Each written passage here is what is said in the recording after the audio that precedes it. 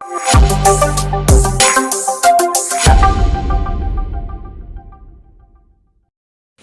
Mass മോട്ടോഴ്സിൽ നിന്നാണ് Honda Activa 4G വണ്ടി നമ്മൾ ജനറൽ സർവീസായിട്ടാണ് കയറ്റിയാണ്. അപ്പോൾ വണ്ടി നമ്മൾ ഓടിച്ചു നോക്കുന്ന സമയത്ത് ആക്സിലേറ്റർ കുറച്ച് നിർത്തുന്ന സമയത്ത് പെട്ടെന്ന് വണ്ടി ഓഫായി പോകുന്ന കംപ്ലയിൻറ്റ് ഉണ്ടായിരുന്നു.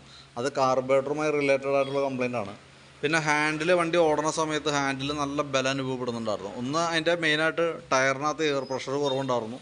പിന്നെ ബാക്ക് സൈഡിൽ ഉപയോഗിച്ചാണ് ടയർ നമുക്ക് ശരിക്കും പറഞ്ഞാൽ ഈ വണ്ടിക്ക് സത്യത്തിൽ ഉപയോഗിക്കാൻ പാടില്ലാത്ത ഒരു മോഡലാണ് നമുക്ക് ഉപയോഗിച്ചത് ഈ വണ്ടിയുമേ കിടക്കാൻ. അപ്പോൾ അതിൻ്റെ ഒരു പാളിച്ചയും ഹാൻഡിലുമേ ബലവും എന്തായാലും ഉണ്ടാവും. അത് ഈ മോഡൽ ടയറിൻ്റെ പ്രോബ്ലമാണ് കേട്ടോ.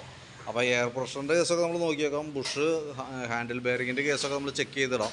പക്ഷേ ഈ ടയറുമായി ബന്ധപ്പെട്ട് വന്ന പ്രോബ്ലം നമുക്ക് സോൾവ് ചെയ്യാൻ പറ്റില്ല. അത് പരമാവധി ഉപയോഗിച്ചതിന് ശേഷം മാറ്റി കളയാം. നമ്മൾ സർവീസുമായി ബന്ധപ്പെട്ട് നമ്മളതിൻ്റെ എല്ലാ ഭാഗങ്ങളും, അതായത് മൂവ്മെൻറ്റ് വരുന്ന എല്ലാ ഭാഗങ്ങളും നമ്മൾ അഴിച്ച് ചെക്ക് ചെയ്യും. ഗ്രീസിങ് ആവശ്യമായിട്ടുള്ള ഭാഗങ്ങളൊക്കെ ഗ്രീസിങ് നടത്തുന്നുണ്ട്. നമ്മളതുമായി ബന്ധപ്പെട്ട് ബാക്ക് ബ്രേക്കിൻ്റെ ഭാഗം നമ്മൾ അഴിച്ച് ചെക്ക് ചെയ്തിരുന്നു. ബ്രേക്ക് ലൈനർ കമ്പനി ലൈനറാണ് കിടക്കുന്നത്, ഹോണ്ടയുടെ ഒറിജിനൽ ലൈനറാണ്.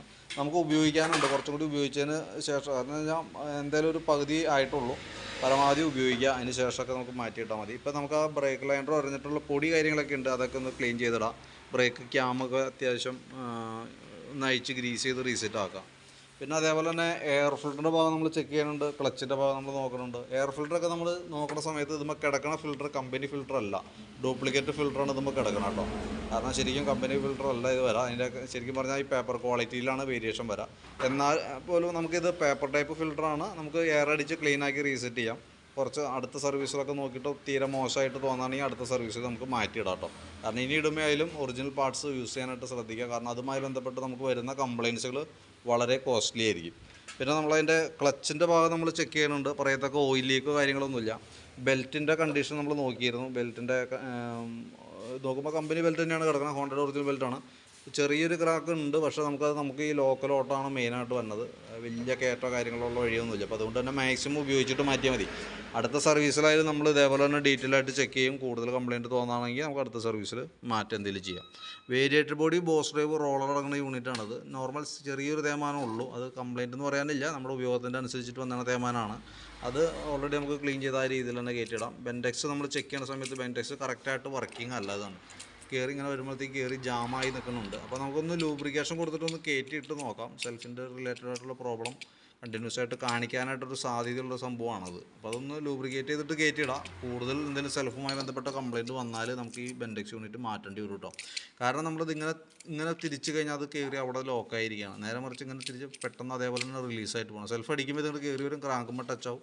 ക്രാങ്കുമ്പോൾ കണക്ട് ചെയ്താണ് വീലുമ്പോൾ ടച്ചായിട്ട് സ്റ്റാർട്ടാവും. അതിന് ശേഷം നമ്മൾ സെൽഫ് കിട്ടുന്ന സമയത്ത് അതേപോലെ തന്നെ തിരിച്ചിറങ്ങി പോകണം. ഇതിപ്പോൾ അങ്ങനെ പോകുന്നില്ല എന്നുള്ളതാണ് എൻ്റെ കംപ്ലയിൻറ്റ്. അപ്പോൾ അതൊന്ന് ലൂബ്രിക്കേറ്റ് ചെയ്തിട്ട് നോക്കാം. നടപടി ആയില്ല എന്നുണ്ടെങ്കിൽ ഒരു പക്ഷേ നമുക്ക് ആ ബെൻഡെക്സ് യൂണിറ്റ് മാറ്റേണ്ടി വന്നേക്കും കേട്ടോ. പിന്നെ അതേപോലെ തന്നെ ക്ലച്ച് യൂണിറ്റ് നമ്മൾ ചെക്ക് ചെയ്തിരുന്നു, അതിൻ്റെ വർക്കിംഗ് ഓക്കെയാണ്. ക്ലച്ച് ഒന്ന് ക്ലീൻ ചെയ്ത് റീസെറ്റ് ചെയ്യുക. ക്ലച്ച് ഔട്ടറിൻ്റെ ഉള്ളിൽ അത്യാവശ്യം പൊടി കാര്യങ്ങളൊക്കെ ഉണ്ട്, അതൊക്കെ ഒന്ന് ക്ലീൻ ചെയ്ത് റീസെറ്റ് ചെയ്യുക. അതൊക്കെ ഓൾറെഡി നമുക്ക് ജനറൽ സർവീസുമായി ബന്ധപ്പെട്ട് വന്ന വർക്കുകളാണ്. പിന്നെ നമുക്ക് അതിൻ്റെ കാർബറേറ്റർ യൂണിറ്റ് നമ്മളൊന്ന് അഴിച്ചിട്ടുണ്ട്. ഞാൻ ഈ പറഞ്ഞ രീതിയിൽ നമ്മൾ വണ്ടിയൊക്കെ കൊണ്ടുവന്ന് ഓടി വന്ന് നിൽക്കുമ്പോഴത്തേക്കും വണ്ടി ഓഫായി പോകുന്ന കംപ്ലയിൻ്റ് ഉണ്ട്. അത് കാർബറേറ്ററിൻ്റെ ഉള്ളിൽ വരുന്ന ഈ സ്ലോ ജെറ്റിൻ്റെ പ്രോബ്ലമാണ് ആ കംപ്ലയിൻറ്റ് കാണിക്കുന്നത്. അപ്പോൾ നമുക്ക് കാർബറേറ്റർ നല്ല രീതിയിൽ ക്ലീനർ ഉപയോഗിച്ച് ക്ലീൻ ചെയ്തതിന് ശേഷം ഈ സ്ലോ ജെറ്റ് ഒന്ന് ചേഞ്ച് ചെയ്ത് പുതിയത് ഇട്ടിട്ട് നമുക്ക് കാർബറേറ്റർ ട്യൂൺ ചെയ്തെടുക്കുമ്പോഴത്തേക്ക് നമുക്കത് ക്ലിയറായി കിട്ടിക്കോളും, കുഴപ്പമില്ല. കാരണം അതുമായി ബന്ധപ്പെട്ട് നമുക്ക് പൊല്യൂഷനും കൂടുതലായിരിക്കും. ഇവിടെ നോക്കുമ്പോൾ അറിയാതെ പ്ലഗിനകത്തൊക്കെ അത്യാവശ്യം നല്ല രീതിയിൽ കാർബൺ കണ്ടൻറ്റ് ഉണ്ട്, കരി കയറിയിട്ടുണ്ട് കേട്ടോ.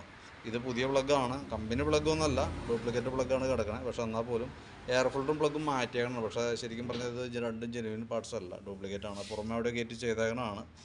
ഓക്കെ, അപ്പോൾ അത് തൽക്കാലം നമുക്കൊന്ന് ക്ലീൻ ചെയ്തിട്ടാൽ മതി എയർ ഫിൽറ്ററും പ്ലഗ്ഗൊക്കെ. കാർബറേറ്റർ നമുക്കൊന്ന് ക്ലീൻ ചെയ്യാം, അതേപോലെ ക്ലീനർ ഉപയോഗിച്ച് ക്ലീൻ ചെയ്യാം, സ്ലോ ജെറ്റ് ഒന്ന് മാറ്റിയിട്ട് റീസെറ്റ് ചെയ്യാം.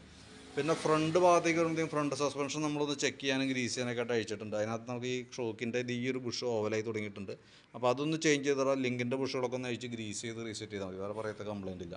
ഫ്രണ്ട് ബ്രേക്ക് ലൈനറൊക്കെ ആയാലും അത്യാവശ്യം നല്ല ലൈനറാണ്, ഉപയോഗിക്കാനുണ്ട്. ഫ്രണ്ട് ടയറിൻ്റെ കണ്ടീഷനായാലും അത്യാവശ്യം ഉപയോഗിക്കാനുണ്ട്. എയർ കുറവ് കാണിക്കുന്നുണ്ടായിരുന്നു. അപ്പോൾ നമ്മൾ എയർ ഒന്ന് ചെക്ക് ചെയ്തതിന് ഒന്ന് അടിച്ചിട്ടതിന് ശേഷം വല്ല പഞ്ചർ എന്തെങ്കിലും ഉണ്ടോ എന്നുള്ള ദിവസം നോക്കിയേക്കാം. കാരണം തീരെ കുറവായിട്ട് കാണുന്നുണ്ടായിരുന്നു എയറിൻ്റെ കേസിൽ. ട്യൂബ്ലെസ് ടയറാണ്, നമ്മൾ ഇടയ്ക്ക് ഒന്ന് എയർ ചെക്ക് ചെയ്യാനായിട്ട് ശ്രദ്ധിച്ചോളണം കേട്ടോ. സ്വാഭാവികമായിട്ടും അത് എയർ കുറയാനുള്ള സാധ്യതയുണ്ട്. 2024 മോഡൽ ബാറ്ററിയാണ് വണ്ടിയിൽ ഇരിക്കണേ. അപ്പോൾ ഞാൻ അതുകൂടി ഒന്ന് ടെസ്റ്റ് ചെയ്ത് അതിൻ്റെ റിപ്പോർട്ട് കൂടി ഒന്ന് ഇടുന്നുണ്ട്. 12 വോൾട്ട് 12.5 വോൾട്ട് വരെ നമുക്ക് കിട്ടുന്നുണ്ട്. അപ്പോൾ ബാറ്ററി ഞാൻ ടെസ്റ്റിലേക്ക് കൊടുത്തിട്ടുണ്ട്. ടെസ്റ്റിലേക്ക് കൊടുക്കുമ്പോൾ ഓൾറെഡി നിലവിൽ ഓക്കെ ആയിട്ട് തന്നെ കാണിക്കണം കേട്ടോ. വാറണ്ടിയിലുള്ള ബാറ്ററിയാണ്, എന്നാൽ പോലും സർവീസിൻ്റെ ഭാഗമായിട്ട് ബാറ്ററി ടെസ്റ്റ് ഞങ്ങൾക്ക് ഇൻക്ലൂഡാണ്. അതുകൊണ്ടും കൂടിയാണ് നമ്മൾ ബാറ്ററി ടെസ്റ്റ് ചെയ്യുന്നത് കേട്ടോ. പിന്നെ അതേപോലെ ഈ ഭാഗത്തേക്ക് വരുമ്പോഴത്തേക്കും പ്ലഗിൻ്റെ കേസ് ഞാൻ പറഞ്ഞിരുന്നു, പ്ലഗ് ഒന്ന് ക്ലീൻ ചെയ്ത് കയറ്റാം. പിന്നെ എഞ്ചിൻ ഓയിൽ കൂട്ടത്തിൽ മാറ്റുന്നുണ്ട്. അപ്പോൾ മെയിനായിട്ട് നമുക്ക് ജനറൽ സർവീസുമായിട്ടുള്ള ബന്ധപ്പെട്ട വർക്കുകളാണ് എല്ലാം തന്നെ. അതിനകത്ത് നമുക്ക് അഡീഷണലായിട്ട് ചെയ്യേണ്ടി വരുന്ന വർക്ക് കാർബറേറ്റർ ക്ലീനിങ് എന്ന് പറഞ്ഞൊരു പ്രോസസ്സാണ്. അത് ശരിക്കും നമുക്കൊരു 350 രൂപ തുടങ്ങിയിട്ട് 500 രൂപയുടെ ഉള്ളിൽ നമുക്ക് അതിന് ചിലവ് വരും. കാരണം ഈ സ്ലോ ജെറ്റും കൂടി മാറ്റുന്നത് കൊണ്ട് കാർബറേറ്റർ ക്ലീനറിന് 195 രൂപ വരും. പിന്നെ സ്ലോ ജെറ്റ് ഈ പറഞ്ഞ പോലെ ഏകദേശം ഒരു 80 രൂപ അടുത്ത് സ്ലോ ജെറ്റ് വരുന്നുണ്ട്. പിന്നെ അതിൻ്റെ കാർബറേറ്റർ ക്ലീനിങ്ങിൻ്റെ സർവീസ് ചാർജ് വരും.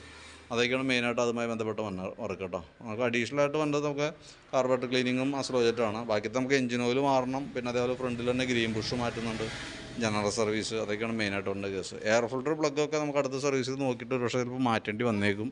കാരണം നമുക്ക് എടുക്കുന്നത് ഒറിജിനൽ അല്ല, ഡ്യൂപ്ലിക്കേറ്റ് ഫിൽറ്ററാണ് കേട്ടോ. അപ്പോൾ ഞാൻ അതിൻ്റെ ഏകദേശം ഒരു എസ്റ്റിമേറ്റ് കൂടി നോക്കിയിട്ട് ഡീറ്റെയിൽസ് വാട്സപ്പിലേക്ക് ഇട്ടേക്കാം. വർക്ക് എന്തായാലും ഒരു 5:30-6 മണിക്കുള്ളിലാണ് കംപ്ലീറ്റ് ആവുള്ളൂ. കോൺടാക്ട് ചെയ്തോളാം. ഓക്കെ.